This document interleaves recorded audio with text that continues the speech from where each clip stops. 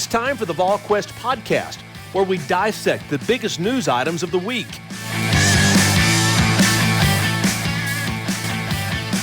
Good Tuesday, everybody, and welcome into the Volquest podcast. Eric Kane with Austin Price, Rob Lewis, and Brent Hubbs. Big shout out to Smoky Mountain Organics, 3 locations right here in East Tennessee, including one in Knoxville. It's at 8018 Kingston Pike across the street from the Trader's Joe. You can buy online or search the website, shop online at SmokyMountainOrganics.com.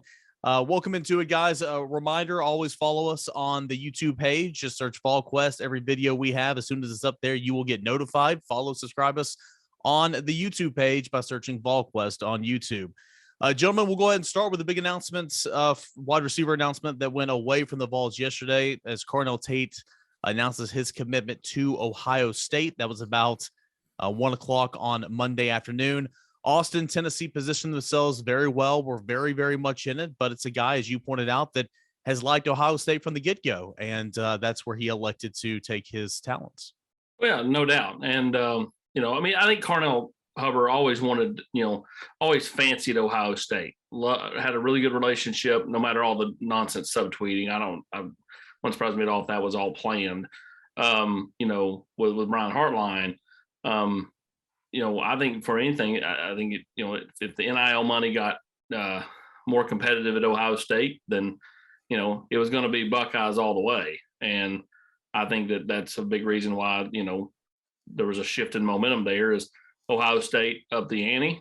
And, again, I don't think a kid picks a school solely based off of NIL. At least 80% of them don't. I think that his best relationships were in Columbus, and they were competitive enough to land him. Yeah, I think that's what we've talked about with NIL for a while, that, and it's why I disagreed with Lane Kiffin with the idea that every kid's just going to chase the money. In some cases, if the money's greatly different, Austin and Rob, you're going to see guys chase money.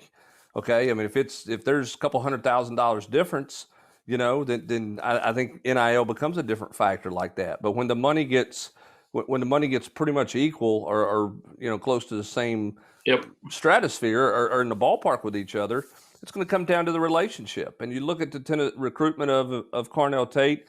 I think Kelsey Pope did a good job keeping Tennessee in it. Remember when Cody Burns left, everybody said Tennessee was out of the Carnell Tate race. It was That's over. Right.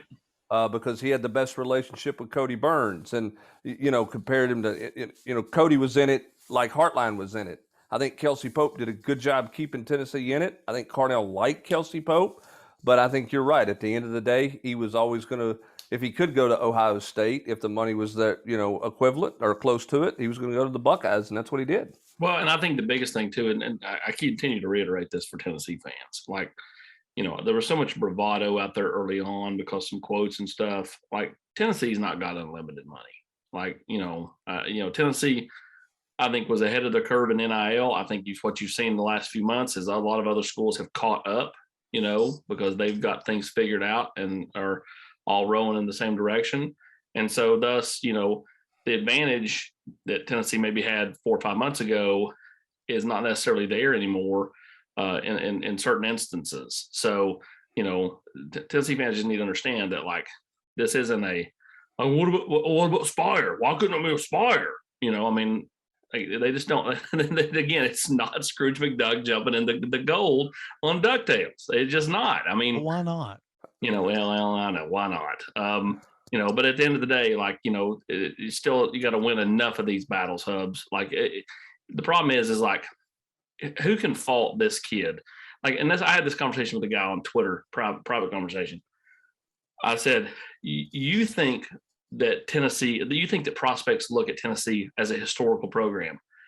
Kids don't look at Tennessee that way. They don't even look at Ohio State's history. They don't know who Archie Griffin is. And they probably don't even know who Eddie George is. Like, they look at what's been in their recent rearview mirror. And they see guys that have gotten drafted in the first round. They've seen teams that have played in the playoff. Most prospects aren't researching, the historical significance of X program. Like, that's just not how it works. And so, I just think that Tennessee's got to find a way. To me, this football season, is paramount. You found a way to kind of climb out last year and at least get your head above water, or above the hole you were in. You've got to find a way. Now, I'm not saying you're going to win 10 or 11 games, but to me, Tennessee needs to find a way to at worst be 8-4, if not 9-3, to continue an upward arc. They need to be in a Florida bowl game. They need something that kids can see and they can sell. AP, I say it all the time. I mean, none of these kids Tennessee's recruiting right now were alive when Peyton Manning wore Tennessee jersey. They were 2 years old the last time Tennessee played in Atlanta for an SEC championship in 2007. What you're saying about, do they see Tennessee as a historically relevant program? They don't. They haven't been. I mean, not for their lifetimes. Well, and like a lot of them, they'll talk about, like, Stanton Ramil was talking about it Sunday about, getting Tennessee back to where they used to be. The only reason they knew that Tennessee used to be there is because they were told that on their visit. Most of them don't understand any of that stuff. Maybe their dad was an SEC football fan. Yeah, I mean, like somebody said on the board the other day, like, we're not that long ago from wide receiver U. What? Yeah, you are. What? Yes, you are. What? Like, Tennessee's not been wide receiver U in so many years. Like, I mean, they weren't wide receiver U when they had Meacham Swain and Brett Smith. They just weren't. Like, I mean, like, they had good wide receivers, but I mean, like, the days of Tim McGee and Alvin Harper and Carl Pickens and some of those players in the late 80s, early 90s, even mid 90s with, Joey Kent and Marcus Nash and those guys. I mean, that's a long, long time ago and a long, long time ago. And Hubbard, you're the best historical reference. If you think it ended with Dante Stallworth, is that as far as you can stretch it? 2001. Tennessee had to give up the wide receiver U card after 2001. Yeah, I mean, you look. I mean, when Cutcliffe came back, I mean, he turned Meacham into a really good player, but that was a one-off because Cutcliffe's stay the second go around wasn't very long, from that standpoint. So yeah, I mean, I think that run of guys was, maybe Dante Kelly Washington. That was kind of wide receiver U there in 01 when you had those two. But yeah, I mean, but that still wasn't the same as. And again, historical references depends on your age, right? I mean, it doesn't seem that long ago if you were, 20 years old, 22 years old, 25 years old, whatever, when Tennessee won a national title, right? I mean, because you remember that vividly, but the historical references depends on your age. I mean, I was in the sixth grade, but I remember the receivers Tennessee had running around in 85 and 86. And that was a long time ago. I mean, but that was when I was a kid. So that's my historical reference that way. Here's the other thing, too, with Carnell Tate. It's a wide receiver room at Ohio State that's produced a bunch of first-round draft picks the last 2 years. Yep. And that's the history. For a guy like Carnell Tate, that's history. Yeah. I mean, that's what you're talking about. The history is what they did in the draft in April. That's the Buckeye history right now. And so how does Tennessee get over the hump and start winning these battles?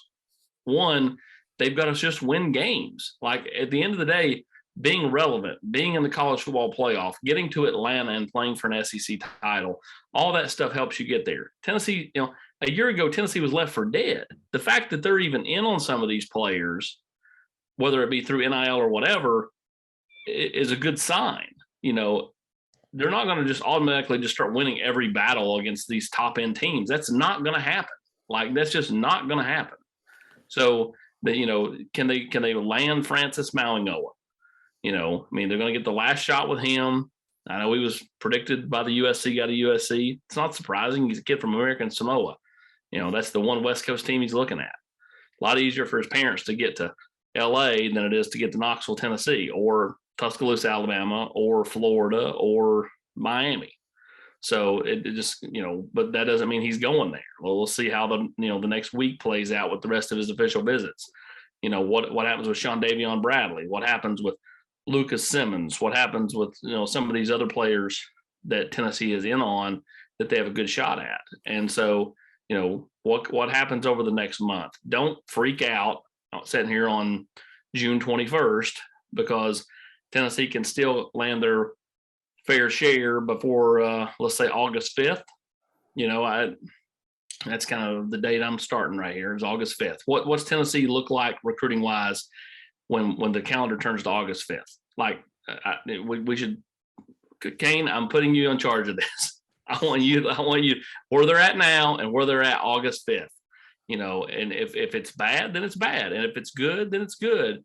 But like the point is like Carnell Tate shouldn't be a cause for panic. Now, Christian Conyer, if you're not able to land him, Kentucky took a huge swing this weekend with him.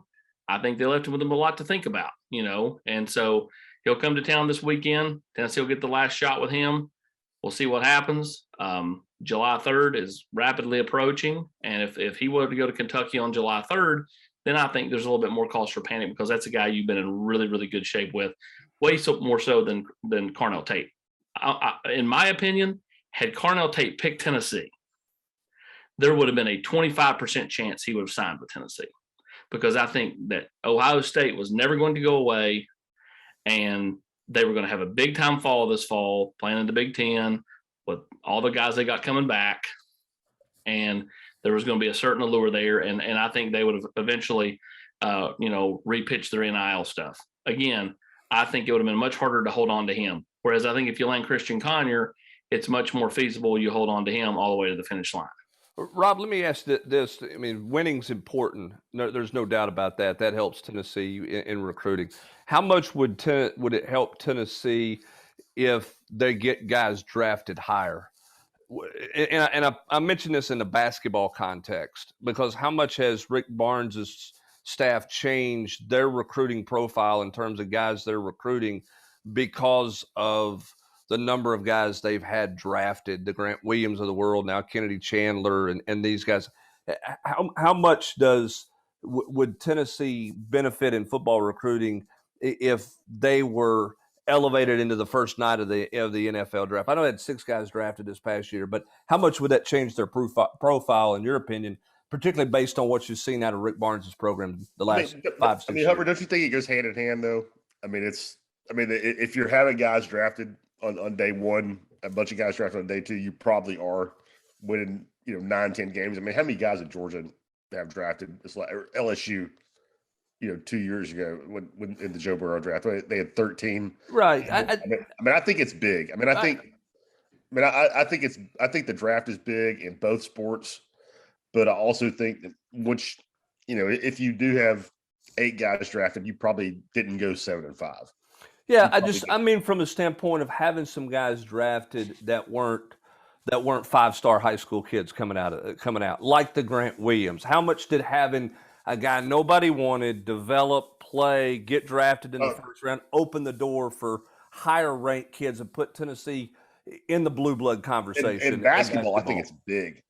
In basketball, I think it's big. I think you see it more often than football, just because it's especially, it's hard to evaluate offensive linemen. We talk about that a lot. I mean, you see a lot of kids, come through that are, an unheralded 3-star that end up being Ramon Foster. Look at the kid at Chattanooga. Chattanooga's first round. Yeah. Ramon Foster was just an afterthought. And I know that's 20 years ago, but I think you see that more often in football because there's just so many more players and it's easier to miss kids. But to Hubbard's point, on the basketball side, I talk to kids all the time and it's because, Tennessee stresses it when they're recruiting them, when they're here on visits, with before and after pictures of Admiral or Grant when they got here as freshmen and when they left when they gave up the Oreos. Yeah, when they look like statues when they left and look like doughboys when they got here. But the basketball kids, it resonates. Big time. Because a kid like Julian Phillips is like, man, he kind of, he's way young, but he's from the Carolinas. He's aware of Grant Williams, and he's like, man, that guy was a nobody in high school. Now, he just, was playing 20 minutes a game in the NBA Finals.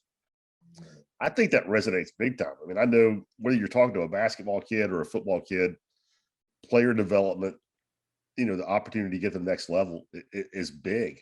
So I think when you can put up pictures of guys, shaking Roger Goodell's hand at the podium in your complex, or Adam Silver's hand in your basketball complex, I think that's really big. Kids talk about education, kids talk about, relationships and fit. And I'm not saying that's not important. I mean, they're not going to go somewhere where that stuff isn't there, but they want to go somewhere where there's a track record of getting to the pros. I'll tell you right now, and that's going to be, it's to me, it's much harder in football because you need a few years to kind of build that with talent. So I think the most important player on Tennessee's team to me right now, because I don't know how you feel, Hubs. I don't want Tennessee fans to think this wrong way. I just don't think Hendon Hooker is a first round quarterback. I don't think he is. He's going to get drafted, no doubt about it. But I mean, is he a first round guy? To me, Tennessee's best chance for a first rounder is Darnell Wright. Yep. So can Darnell Wright have a really good year, propel himself into a first round pick, and then you're using that out there? Like Tennessee needs a first rounder. Like, you look at all these other schools, Kentucky's having first rounders, there's first rounders all over the league. Tennessee needs one. And to me, Darnell Wright's the best chance for that. Yep. And I think a guy for skill guys, I mean, I know he wasn't drafted in the first round, but I think if Bayless Jones could make some noise as a rookie, that might get a little attention. And Cedric Tillman needs, you need have another good year. Yeah, we'd like to see his name called earlier than anybody anticipated. I don't think anybody sees him on the first day, obviously. But I just think at some point you got to hit on a guy that maybe wasn't the highest rated guy that ends up developing into one of those, because I think that you got to get that momentum going with the draft deal. Because I think kids pay a close attention to that. I just think that's something that, facilities are great and player lounges and all that, but I think drafting, where you're going to be able to make money in a career, can they develop you to get drafted to make money? And then what's the NIL money look like? I think those two things are more important than players than brick and mortar is right now in recruiting. I just think that catches everybody's attention more than anything else. Which goes back to, my old slogan the last month, schools, Tennessee, I'm talking to you and anybody else too. Do you want toilets or do you want talent? Because, your donors better be given to the collectives if you want talent. Because toilets don't win you championships and they don't put butts in seats. Talent puts butts in seats. Well, and this is amazing. All of us grew up in East Tennessee watching Tennessee football. And Hubbard, correct. Again, I go back to Hubbard as the historical reference. Is Derek Barnett the last first round draft pick? Yes. And that's what 5 years ago? It was in by the time the next draft comes around, it'll be 6? Yeah. 6 years ago. Yeah, you're right. And that's amazing to think about.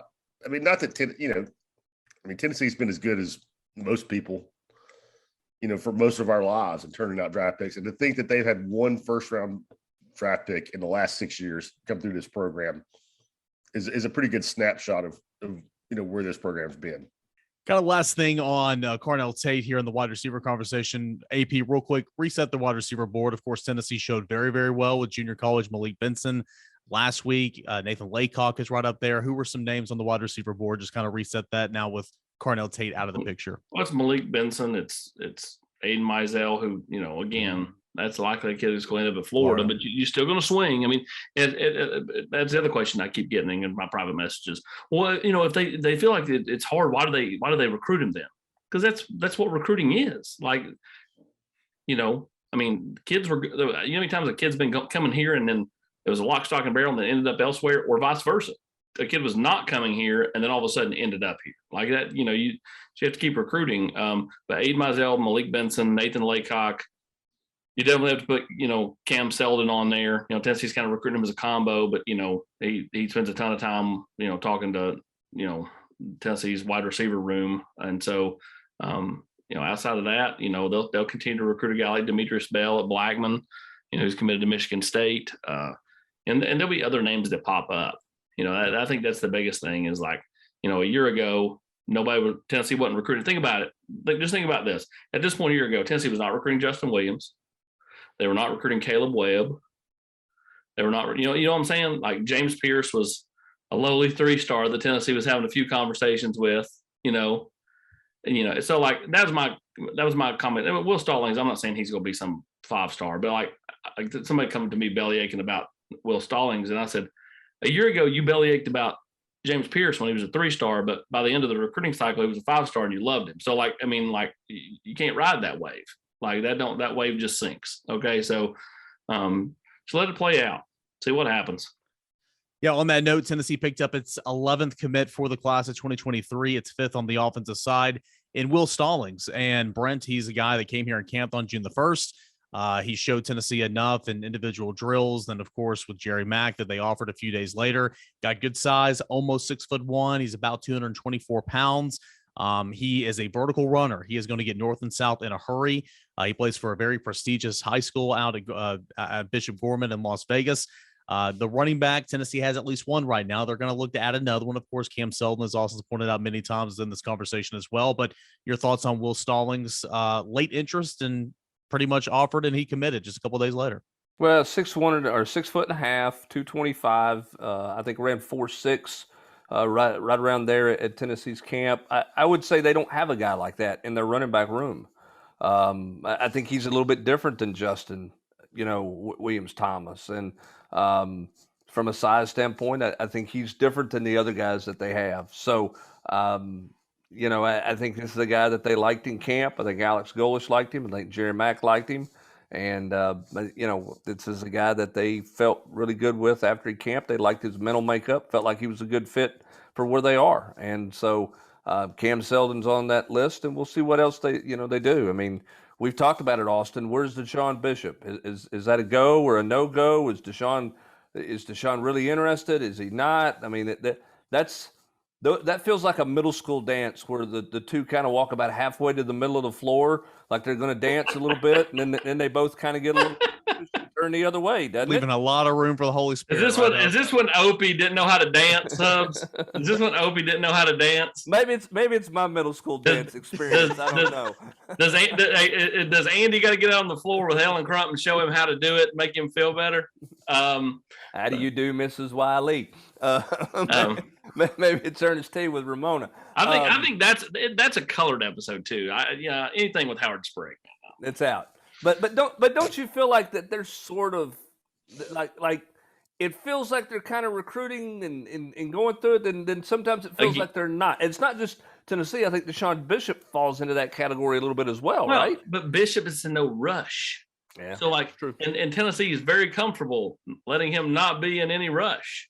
If Cam Seldon picks Tennessee, then I would say that Deshaun Bishop will end up somewhere else.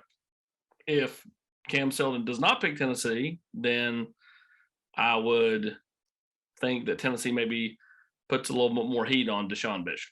That's just kind of my take. But again, Seldon's also a combo guy, and then who else do they land at wide receiver? It may get to a point where they got to have Seldon at wide receiver and they have to take another tailback. And you spoke with Cam Seldon. Of course, it's up at Volquest.com. We saw it on Sunday. What did you think about? I mean, he was one of 6 guys since he had up here officially.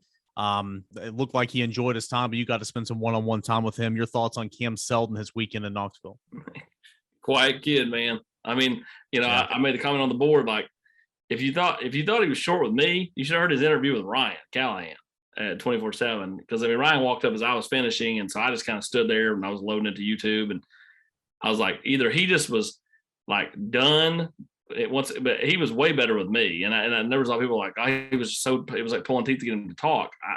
I actually thought he was not as bad as my phone conversations with him are always like 2 or 3 word answers. He's just not a talker. That's just not who he is. It's not the kind of kid he is. He's not about all that. So, I think Tennessee is in a good spot exiting the visit. But again, Tennessee can be in a good spot with a lot of guys exiting a visit. That doesn't mean you're getting them across the finish line whatever they commit in the weeks ahead. So Tennessee's got to continue to do a good job there. Is that Penn State, Virginia Tech, Tennessee, you think, or somebody else in this thing? I feel like it's Penn State, Maryland, and Tennessee. Okay, that's my take. So ultimately end up maybe being Tennessee, Penn State. No offense to Maryland, but I mean, is that kind of? Or is Maryland close because he's close to D.C. that Maryland's going to be in it all the way to the finish line because of proximity? Yeah, I think they're 2 hours south of D.C.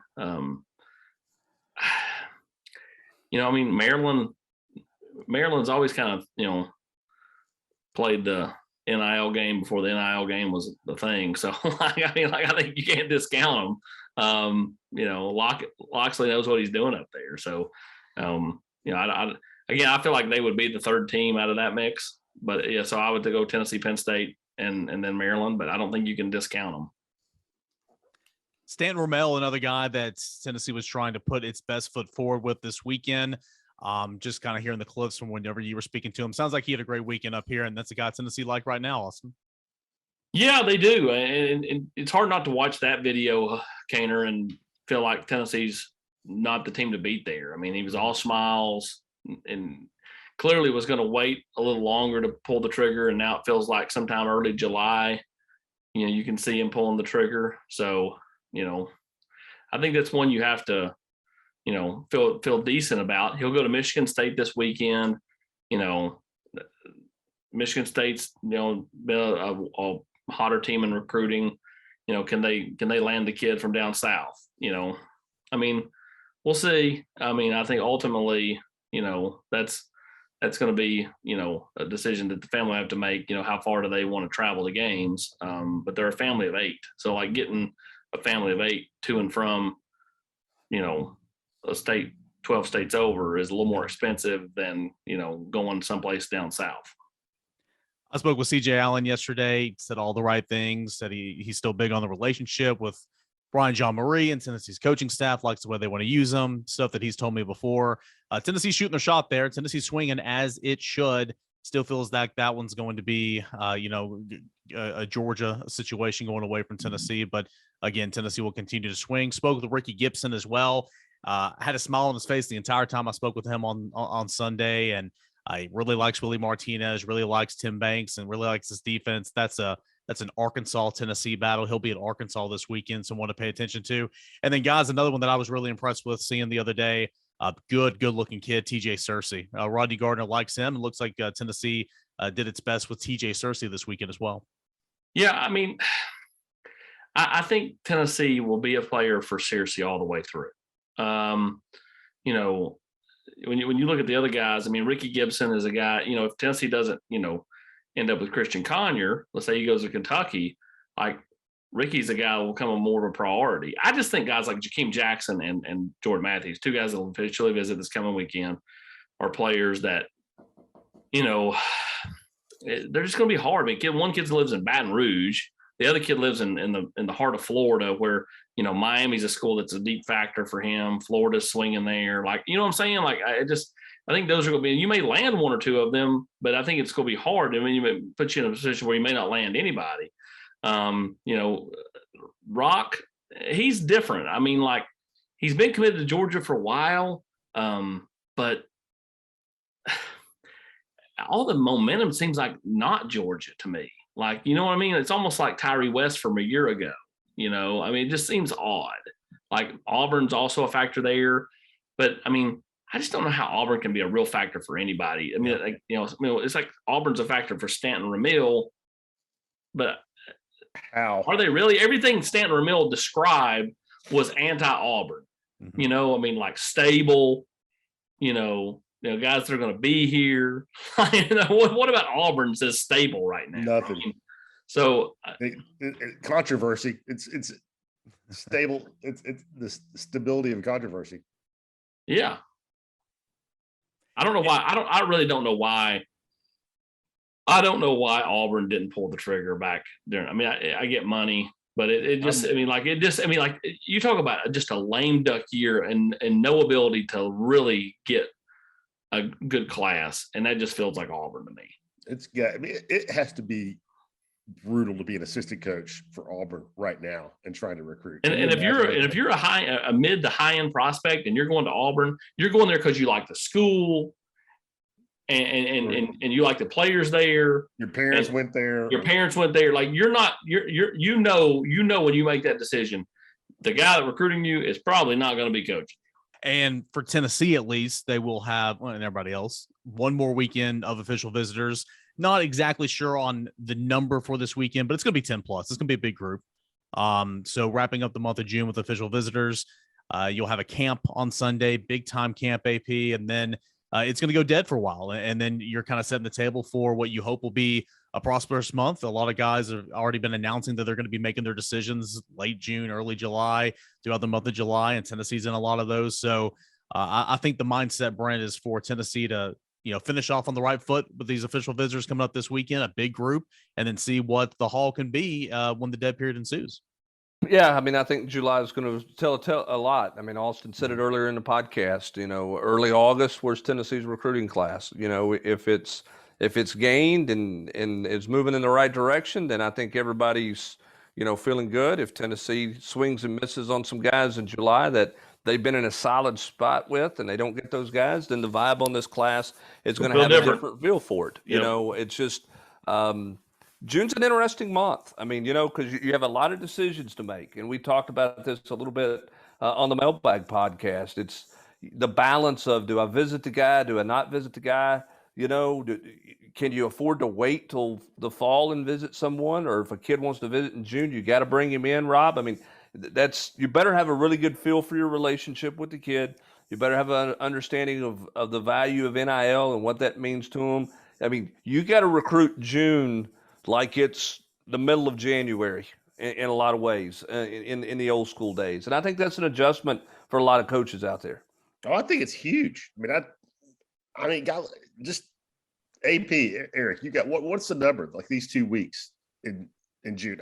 I would be willing to bet, Hubbard, they have more official visitors last weekend, this coming weekend, than they had the last 2 weekends of January. Oh, no question. Which is unthinkable. Yeah. 12 years ago. I mean, they may have more visitors this last weekend in June than they have the last weekend before the early signing date in December. Yep. Which is crazy. Only and 56. It's a huge new wrinkle for coaches, for recruiting, support staff to deal with. I mean, you pull the trigger now. I mean, like you were saying, do you pull the trigger now, or do you, just because you don't know if a kid's going to decide July, or do you wait and try to bring him in, for the Florida game when you can show him, all the pomp and circumstance, or do you bring him in June just because you feel like it's the only time you're going to get him on campus? Well, there you go, Rob. And we've had this discussion, and I know we're up against it, but like if you think kids are going to commit in June, July, or August, you have to bring them in the summertime. Like if you don't, you're going to not get them.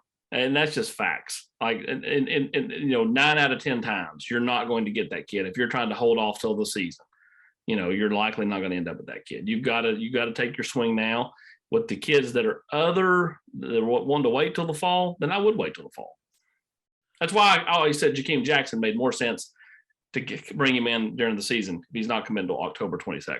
Recruiting season in full effect. Tennessee trying to wrap things up this weekend with several official visitors, a camp, and see what happens in the weeks that ensue. Tons of coverage, recruiting coverage of at Volquest.com from this past weekend, of course, throughout the week. Some 2024 and 25 articles coming up this week as well. And don't forget, Volquest YouTube page. Subscribe and follow along with us there. So every time we post a video, you will see it. A podcast, you will see it first over on the YouTube page at Volquest.com. Big shout out to Smoky Mountain Organics for making this podcast possible. Visit one of the 3 locations in East Tennessee, including the one right here in Knoxville at 8018 Kingston Pike across the street from the Trader Joe's, or buy online at SmokyMountainOrganics.com. For Austin Price, Brent Hubbs, and Rob Lewis, I'm Eric Kane. Thanks so much for listening to the Volquest Podcast. Have a great rest of your Tuesday, everybody. You've been listening to the Volquest Podcast every week here on Volquest.